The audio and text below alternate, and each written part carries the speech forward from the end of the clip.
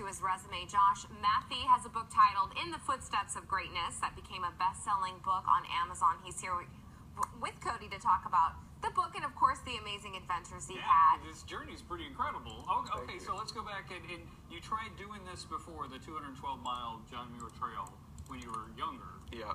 When you were in your 20s, right? Yeah. Oh, okay.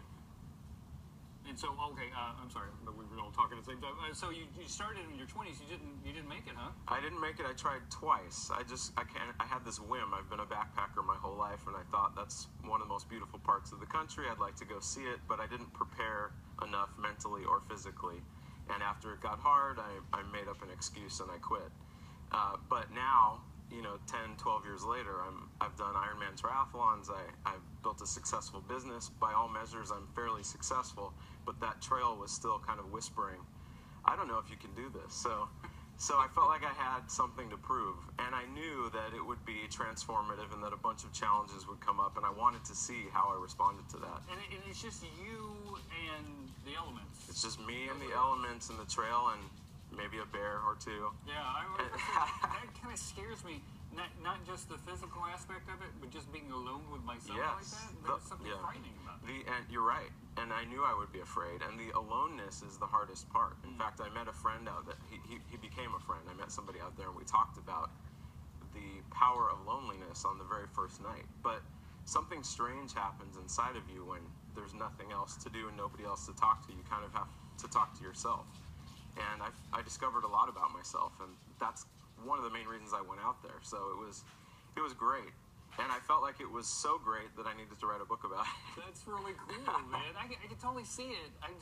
We were sitting down and I was like, I'm so scared of that. I'm so scared of that. Okay, so you brought us a couple things here to kind of demonstrate your journey. Yeah. What is this guy for? So I thought it'd be interesting to go over some things that separated me as a fast packer or runner versus a traditional backpacker who has 40 or 50 pounds. Mm-hmm. This is a bear canister. It's the smallest bear canister you can buy and still have it be legitimized by Yosemite as being able to protect food from bears.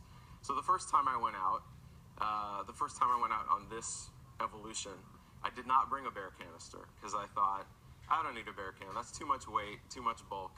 And on the first night, a bear got my food. Oh, of course. And I actually faced him down. I scared him away, but it turns out he cut the bottom of my food bag anyway and ate my food while I was sleeping. So I had to drag myself out of Yosemite with my tail between my legs and come back a month later after whirlwind traveling, other things we had planned. I had to get a bigger pack. I had to buy this bear canister. So yes, this holds about 3 days worth of food squished down as tight as possible. That's not a very big can. No, and it's really frustrating to move fast and have to carry something like this, but it's better to have food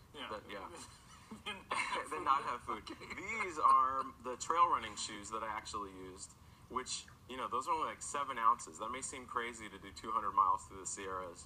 You can see a rock cut my shoes there.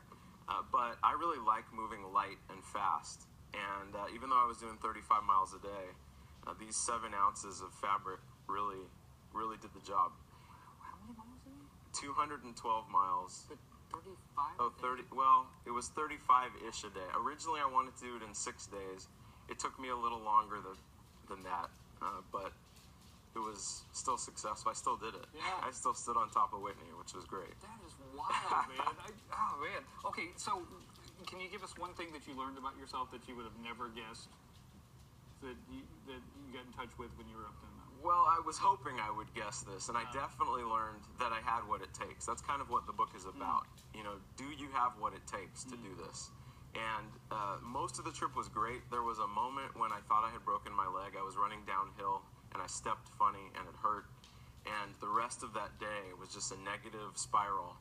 Can I make it in time? Can I pick up my dad at the end? Will I run out of food? Just this negative cascade, because it's totally emotional when you're out there and mental.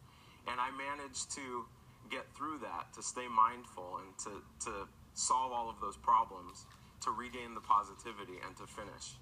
And I proved 12 years ago that I did not have that mental fortitude. So I proved that I am capable of doing this. And I kind of, at the end, I was really proud of myself, but I was more proud of the human spirit And that surprised me because I felt like I had just kind of touched something that we all have access to if we're just kind of willing to open ourselves to it. And it made me really excited and passionate to share that message because I feel like I did this. Anybody can do this, but even if you don't want to do this, you can do something to be great in your own way because it's incredibly empowering. You know, after doing this, I felt like I can do anything. And I think anybody else can too. That is a great lesson. That's a great lesson. We were just talking about how I never finished one of my books. I can do this. If you can do that, you can do this. And I'm Step out of your comfort zone and write a book. Too. Very nice to meet you, Nice meeting you too. Congratulations. Thanks for having me. This is really an amazing journey. I appreciate it. And it's cool that you can now say that to that 22-year-old kid. Hey, man. Absolutely. That was the point. Now, you can take that. All right, back to you, Apes.